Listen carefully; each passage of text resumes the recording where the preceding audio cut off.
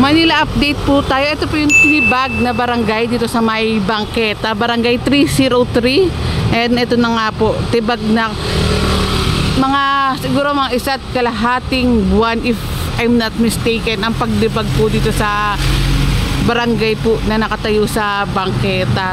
At agad-agad inaksyonan po ng ating butihing Mayor Isko Moreno ang complaint po dito sa area na to pagkaupo niya po. Kasi ito po, kino-complain po itong area na to dahil yung mga bata daw po hindi makahinga, natatakpan yung lugar nila. Ayan no, kita nyo naman no. Ngayon maluwag na, may bangketa ng dadaanan at hindi na sa kalsada dumadaan yung mga bata. Then ito po, maayos din po yung mga pasok ng daloy ng hangin. At kung tatanungin nyo naman po ako dyan, kailan lang naman po ito natapos, at sigurado naman po tayo kukunin din po at aasikasuhin din po yan agad-agad. And ito po yung ating Manila update dito sa barangay 303.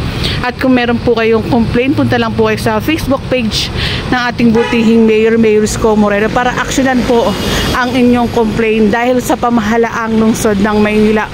Una, ang kapakanan ng taong bayan, hindi nang iilan lamang. At ito nga, maayos na yung sitwasyon ng mga estudyante po dito sa may Arellano High School. At makakadaan ka na sa Bangketa. Dahil eskwelahan to, hindi ka naman pwedeng sa kalsada dumaan, kailangan talaga ng Bangketa. Ito yung di umano'y 19 million na pagpapatayo ng barangay hall po dito. Maraming salamat sa panonood. Ingat po kayo palagi, maulan, and God bless us all.